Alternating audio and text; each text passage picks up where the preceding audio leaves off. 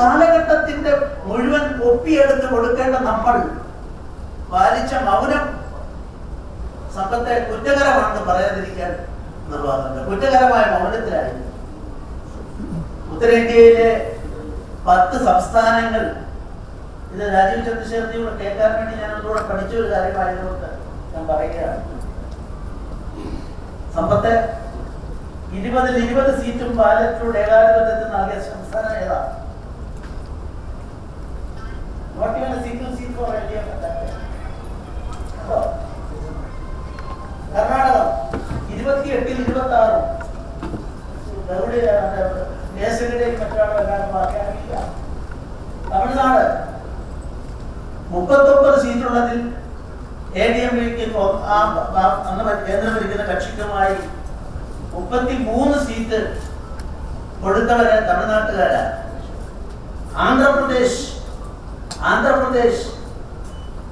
ആന്ധ്രാപ്രദേശിൽ 41 എംപിമാരെ തെരഞ്ഞെടുത്തപ്പോൾ 39 നൽകിയത് 39 നൽകിയത് ഏകാധിപത്യത്തെ അരിയിട്ട് വാഴ്ത്തിക്കൊണ്ടായിരുന്നു. അതേ സമയത്ത് ഒന്നുകൂടെ പഠിച്ചോളൂ. 10 ഉത്തരേന്ത്യയിലെ സംസ്ഥാനങ്ങളെ നമ്മൾ വിളിക്കാറുള്ള കൗബെൽറ്റ്. ഈ കൗബെൽറ്റിൽ 232 സീറ്റുള്ളതിൽ 71 തെരഞ്ഞെടുപ്പിൽ 224 സീറ്റ് നൽകിയത് അന്ന് ഭരിക്കുന്ന സംവിധാനത്തിലാണ്. ഞാൻ പേരൊന്നും പറയുന്നില്ല, എല്ലാവർക്കും അറിയാം. പക്ഷേ 77 തെരഞ്ഞെടുപ്പ് നോക്കിയാൽ 3 സീറ്റൊഴികെ 232-ൽ 229 ഏകാധിപത്യത്തെ വിജയം ചെയ്യപ്പോഴാണ് ഇന്ത്യയിൽ സമ്പത്തെ ഏകാധിപത്യമില്ല.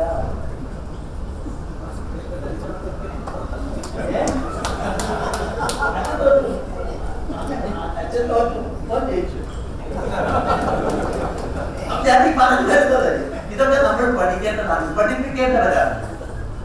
മഹാനായ ജവഹർലാൽ നെഹ്റു 52 ലക്ഷം പത്രക്കാർക്ക് ചോദിച്ചു, അങ്ങനെ എല്ലാവർക്കും പ്രായപൂർത്തിയുള്ള ഭാഷ നടന്നു. അവരാണ് നാളെ യജമാനന്മാർ. 5 കൊല്ലത്തിലൊരിക്കൽ they will decide the future of fate of India. Nehru പറഞ്ഞ മറുപടിയാണ്, the politician has to educate the mass. educate the mass എന്ന് പറയുമ്പോൾ ഇവിടെ ഇരിക്കുന്ന 95 വയസ്സ് കഴിഞ്ഞ രാജഗോപാൽ ഇന്നലെ അദ്ദേഹത്തിന് സമൻസ് അയച്ചിരിക്കുക. കുറ്റം തന്നറിയോ? ശ്രീധരൻപിള്ളയും രാജഗോപാലിനെ എല്ലാം ചേർന്നുകൊണ്ട് മാന്നാർ പോലീസ് സ്റ്റേഷന് മുമ്പിൽ ഒരു വണ്ടി അടിച്ചു വിളിച്ചു. ഞാനൊരു അഭിഭാഷ അപ്പൊ ഞാനിത് ഞാൻ പറഞ്ഞു ഗവർണർ ചെയ്യാൻ ഇത് കഴിഞ്ഞാൽ നേരിട്ടോളാം. ഞാൻ നേരിട്ടതാണ്. അപ്പോഴാണ് അറിയുന്നത് ഞങ്ങൾക്കൊന്നും ഒരു വിലയില്ല. രാജഗോപാലിക്ക് അന്നോ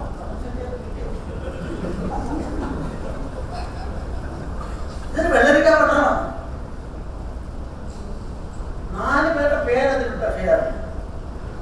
എന്നത്തെ സംഭവമാണ് 2018 ശബരിമല സമരത്തിനോട് ബന്ധപ്പെട്ട് ഏതോ വട്ടി ആക്രമിച്ചത് എന്നുള്ളതാണ്. ഞാൻ മാന്നാർ പോയിട്ടില്ല, എനിക്ക് മാന്നാർ അറിയില്ല. പക്ഷെ എഴുതിയെങ്ങനെ എന്താണെന്നറിയോ? ഞാൻ വളരെ മുഖ്യമന്ത്രിയോട് ചോദിക്കാം, മുഖ്യമന്ത്രി ഒന്ന് ഗവർണറായതുകൊണ്ട് പോയി കാണാമെന്ന് തോന്നുന്നില്ല. പക്ഷെ താങ്കൾക്ക് നീതി പോലെ കൊണ്ടൊക്കെ ചിന്തിച്ചു. 4 പേരുടെ പേരെഴുതി. ആ 4 പേരും 10 പേര് കണ്ടാലറിയുന്നവർ. കണ്ടാലറിയുന്ന പട്ടികയിലാണ്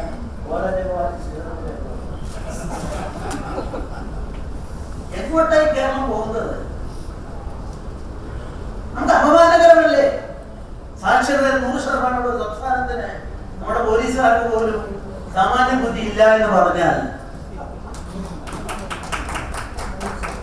ഇതിനൊക്കെ ഞാൻ ഉത്തരവാദിത്വം പറഞ്ഞാൽ എനിക്ക് ആരോട് ഒരു പരിപാടിയില്ല. ജനവുമായി പറയാൻ പറഞ്ഞു.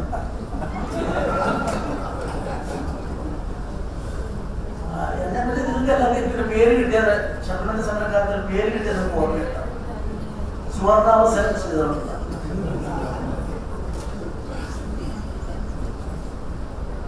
പാർട്ടി പ്രവർത്തകരോട് സംസാരിച്ചാൽ പറഞ്ഞു ശബരിമല ഒരു സുവർണാവസരമാണ്.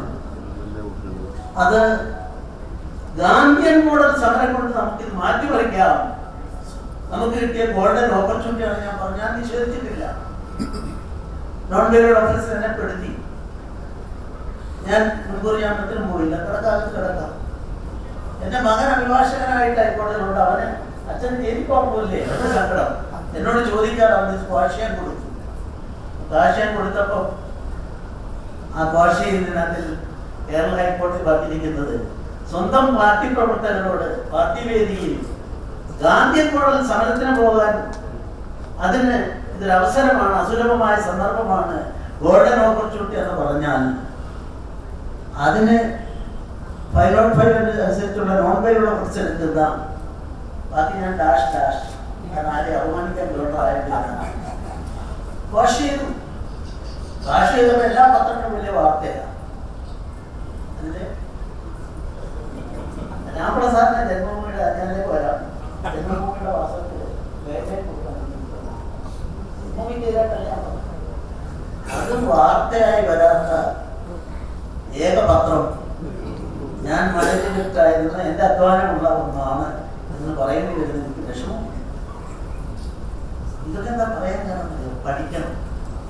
പഠിക്കാത്തവർക്കായാൽ ഉണ്ടാവുന്ന വിഷമമാണ്. അന്നേ ദിവസം ആ പത്രത്തിന്റെ ഫ്രണ്ട് പേജിൽ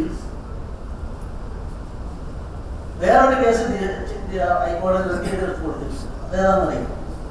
യൂത്ത് കോൺഗ്രസുകാരെ കല്ലെറിഞ്ഞപ്പോൾ കണ്ണൂരിൽ കല്ലെറിഞ്ഞ കേസ് അത് ഹൈക്കോടതി നിർത്തി. അത് ഫ്രണ്ട് പേജിൽ വാർത്തയിൽ ഇതാകുമ്പോൾ ഇത് കൊടുക്കുകയേ ചെയ്തില്ല. അത് ഉപയോഗിച്ചാൽ പല കേസുകളും കേസില്ലേ പറഞ്ഞില്ലേ, Mannar police station crime number 222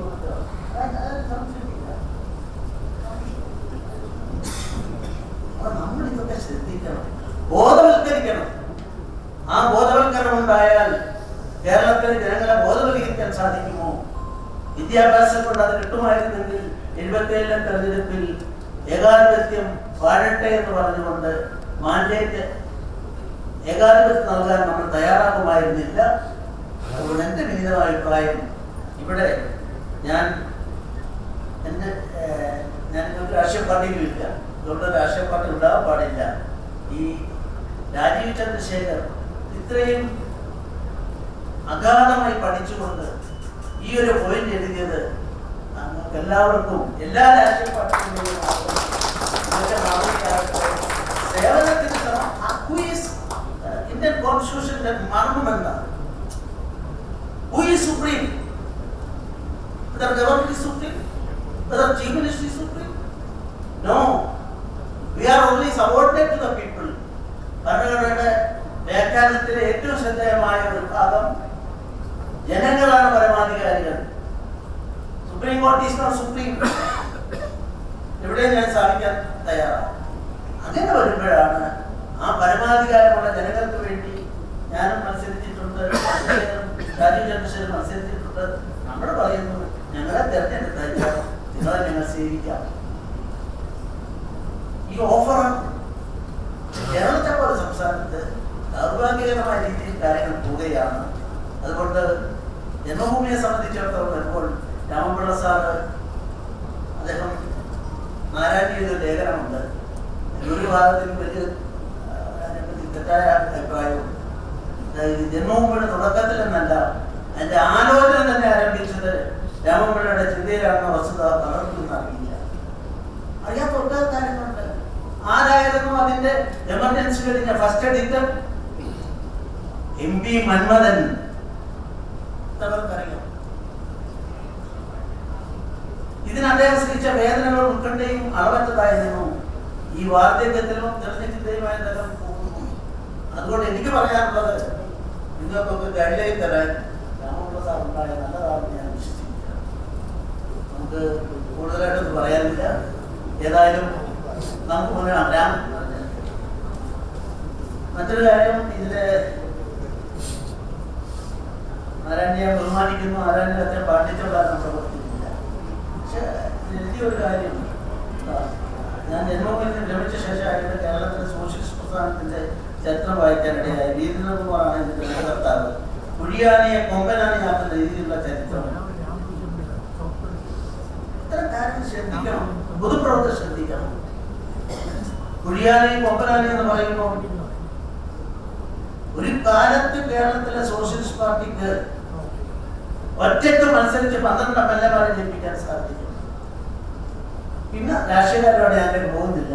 അവരുടെ ബാന്ധവം ആരോടും കൂടിയായിരുന്നു. അവസാനം വന്നപ്പോൾ വട്ടപ്പൂജ്യത്തിന് എത്തുകയാണ്.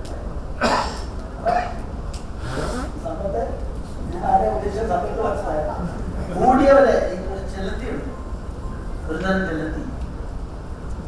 ഇണയെ കൊന്നു തിന്നുന്ന ചിലന്തി കാര്യം കഴിഞ്ഞാൽ അതിനെ തന്നെ ഭക്ഷിക്കും, ഇണയെ തന്നെ ഭക്ഷിക്കും. അതുപോലെയാണ് സംഭവിച്ചതെന്ന് ഞാൻ ചരിത്ര വിദ്യാർത്ഥിയായ ഞാൻ ഇവിടെ പറയാൻ ആഗ്രഹിക്കുകയാണ്.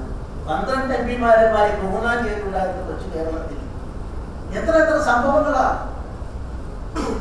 രാമപ്രസാദിനോട് യോജിച്ച ഞാൻ വളരെ മനസ്സിലാക്കി. ഞാൻ റിസർച്ച് പോലെ നടന്ന ഒരാളാണ് ചെയ്യുന്നത്.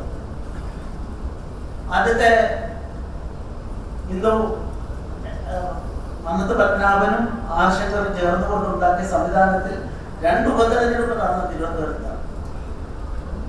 ഒന്ന് നെടുമങ്ങാട് പട്ടത്താണുള്ളിൽ കൂടി 3 കൂടി. ആ കൂടിയ സമയത്ത് അതിന്റെ ഇലക്ഷൻ കമ്മിറ്റിയുടെ ഒരു ഭാരവാഹിയാണെന്നറിയാം.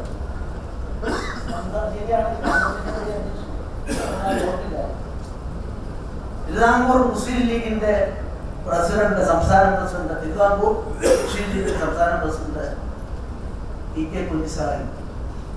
പിന്നെയാണ് പട്ടത്താണുകളുടെ കൂടിയിട്ട് അത് സോഷ്യലിസ്റ്റ് ആയത്. ഇതിനെല്ലാം ഉൾക്കൊള്ളാൻ സാധിക്കുന്ന ഒരു വിശാലമായ കാഴ്ചപ്പാട് അന്നത്തെ പറയാനോ ആശങ്കർക്കും അന്നത്തെ ഹിന്ദു മുന്നണിക്കും ഉണ്ടായിരുന്നു. അതുകൊണ്ട് പൊളിറ്റിക്സിൽ ആരും അങ്ങനെയല്ല.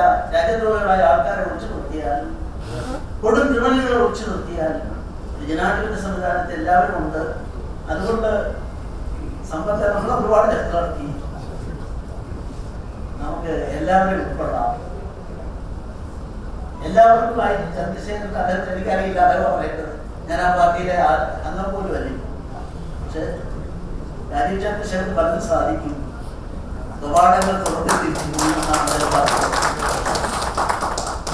അത് തെരഞ്ഞെടുപ്പാറുടെ പടയത്തിലേക്ക് ഭാഗമാണ്. ഏതായാലും ഞാൻ പറയുന്നു, ഈ രാമപ്രസാദ് നാരായണി എഴുതിയ നമ്മൾ ഒരു കാര്യമുള്ളൂ. അദ്ദേഹത്തിന്റെ വീട് പറഞ്ഞു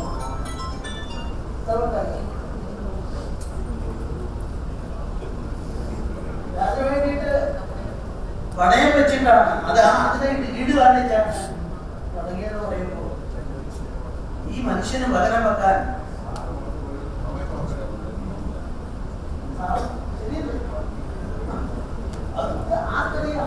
അതുകൊണ്ട് ദിശാബോധം നൽകാൻ സാധിക്കുന്ന ഒരാളായി 90-ാം വയസ്സിൽ ഞാൻ രാമപ്രസാദിനെ കാണുന്നു. ചന്ദ്രശേഖരനിക്കും വേണ്ട ഗൈഡൻസ് കൊടുക്കാൻ സാധിക്കണം.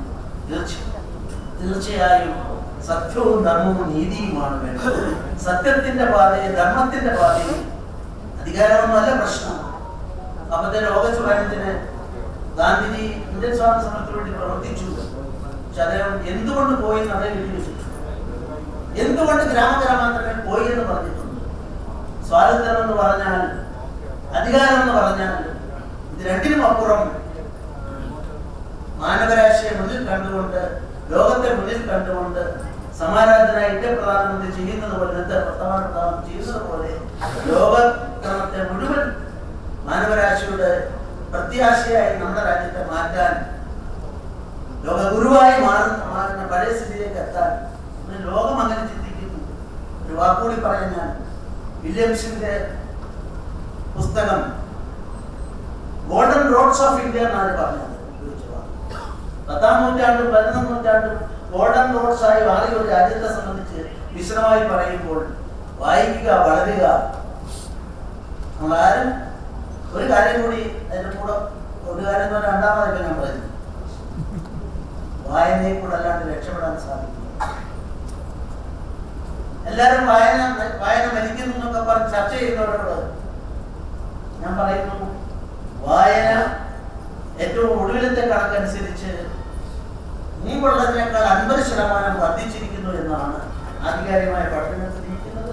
അതുകൊണ്ട് രാജീവ് ചന്ദ്രശേഖരനെ പോലുള്ള ആളുകള്, സമ്പത്തിനെ പോലുള്ള ആളുകള്, അവർക്കെല്ലാം മാനവരാശിക്ക് വേണ്ടി, കേരളീയർക്ക് വേണ്ടി കൂടുതൽ അവരെ വിജ്ഞാനത്തിന്റെ മേഖലയിലൂടെ ബോധവൽക്കരണത്തിന്റെ മേഖല കൊണ്ടുപോകാൻ ശ്രമിക്കട്ടെ. അതിന് ഏറ്റവും കൂടുതൽ കരുത്തുള്ള ദൈവം ചാർത്തിക്കൊടുത്ത വിദ്യാഭ്യാസം അക്കാദമിക് യോഗ്യതയേക്കാൾ അനുഭവ സമ്പത്താണ് വലുത്.